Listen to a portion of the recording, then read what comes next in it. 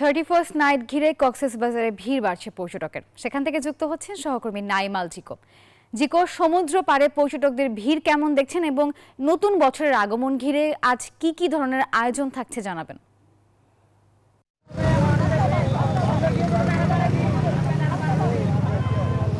নাফিসা, যেমনটি বলছিলেন, আসলে ইট পাথরের শহর ছেড়ে কিন্তু হাজার হাজার লাখ লাখ মানুষ এই মুহূর্তে এসে উপস্থিত হয়েছেন এই কক্সবাজারের সমুদ্র সৈকতে, এবং এখানে কিন্তু হচ্ছে মানুষ তাদের যেই আনন্দের জায়গাটি সেটি আসলে খোঁজার চেষ্টা করছেন। বিগত বছরে ফেলে আসা যেই দুঃখ কষ্ট, সেই গ্লানি আসলে এই সমুদ্রের বিশাল সমুদ্রের মধ্যে আসলে বিসর্জন দিয়ে নতুন বছরকে আগমন জানানোর জন্যই কিন্তু তাদের এখানে উপস্থিতি। সপরিবারে অনেকেই এসেছেন বন্ধুদের সাথে।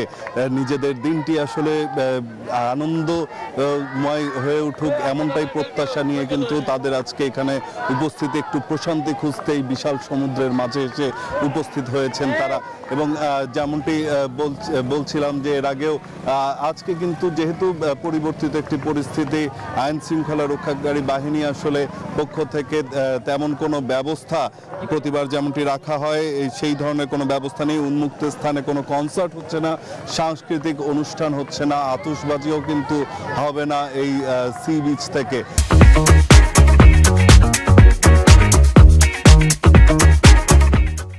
এবং শুধুমাত্রই বিশেষ ব্যবস্থাপনার মধ্য দিয়েই কিন্তু শুধুমাত্র যেই বড় বড় হোটেলগুলো রয়েছে তারা তাদের বিশেষ নিরাপত্তা এবং পাশাপাশি আইন শৃঙ্খলা বাহিনীর সহযোগিতায় কিন্তু ছোট পরিসরে কিছু আয়োজন তারা নিয়েছে। সেই তাদের যারা হোটেলে গেস্ট রয়েছে তাদের জন্যই আসলে এই আয়োজনটি করা হয়েছে। পাশাপাশি হোটেল মালিক পক্ষ থেকে কিন্তু সমিতির পক্ষ থেকে কিন্তু জানানো হয়েছে এরই মধ্যে 500-রও বেশি হোটেলের প্রতিটি কক্ষ কিন্তু বুকিং হয়ে গেছে, এবং আরও দর্শনার্থীরা আসছেন এই কক্সবাজার সমুদ্র সৈকতে।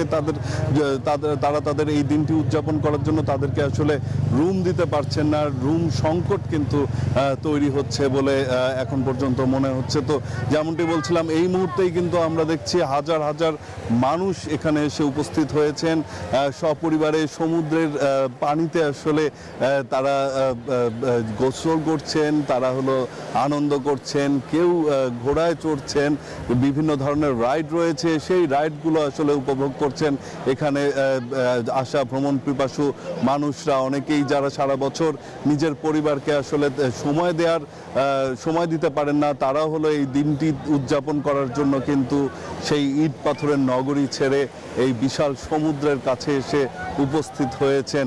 এবং যেমনটি বলছিলাম আসলে যে আইন শৃঙ্খলা রক্ষাকারী বাহিনীর পক্ষ থেকে এই যে বিশাল যেই